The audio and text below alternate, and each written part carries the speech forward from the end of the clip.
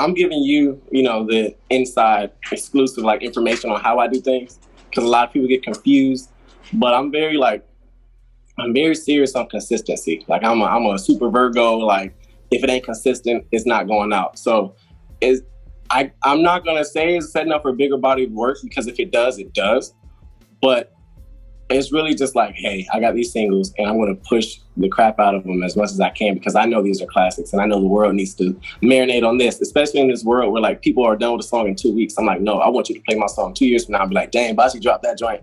And it's still popping today. So it's kind of like that. That's how my releases are. So from a range of how I drop my songs is usually like a few months and things like that. But I will say that I am planning on dropping a lot more songs like Hot and Wit It very soon, within like maybe end of the year or early 2021. But it's not just gonna be songs, it's gonna be an experience, you know? It's not just gonna be a single and video, it's gonna be a whole experience that people can invest into and follow. Kind of like a movement, you know? Wit It, my studio experience with Wit It was like 2 years ago. I made that song 2 years ago. Like that was just, I have songs like stacked up. Wit It was just like, yeah, this is the best song of that 2-year pile. And I have other songs in that realm, but I told him, I was like, yeah, let me play with it some more, because I want to make sure it's competing with, if I drop a song, I want it to compete with everything that's out right now. So Wit It was a kind of easy song for me to make, because I was in my room in college and I was like, okay, let me record something, let me write something, play with the hooks, and that was it. That's all it took for that. But Hot was, you know, the time turner. Hot was something that I had to take, you know, I had to like kind of be better than myself. I was in the studio with someone else, Astronaut Troy, shout out Astronaut Troy. Very patient man. Like when I tell you the fast verse took, I think it was like 80 takes. 80 takes. But you know, you're in the studio, you do 80 takes, you might as well give up after 10 because you just can't do it. But I said, no, once I get it once, I'm good for the rest of my life, which I am. But Hot was a great experience, because when I got the track, I was like, I have to go hard on this. I can't make this no fluff.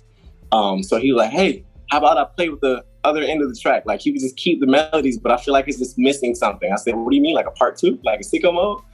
Yeah, let me play with the track. Left, he sent me the track and I said, this is amazing. Like, what do you want me to do with it? He was like, write a whole nother song. So I took the first half of Hot, that took 80 something takes to do.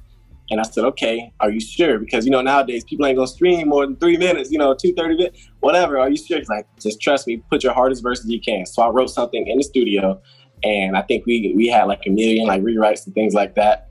And I just went in. And after that, he just mixed and mastered it, and that was it. It's not a very interesting studio time, but for me, that was something that challenged me, because I never had to write a song after just making a song, on top of like a quick edit change. So shout out Troy for bringing the best out of me, because without that part, I don't think the song would have done nearly as well. And I appreciate it. So that song has been placed all over the place.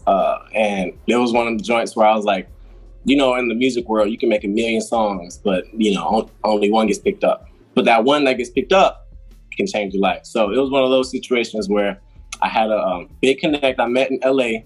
His name is Thick James, super dope producer, one of my favorite guys, somebody I plan to work with forever.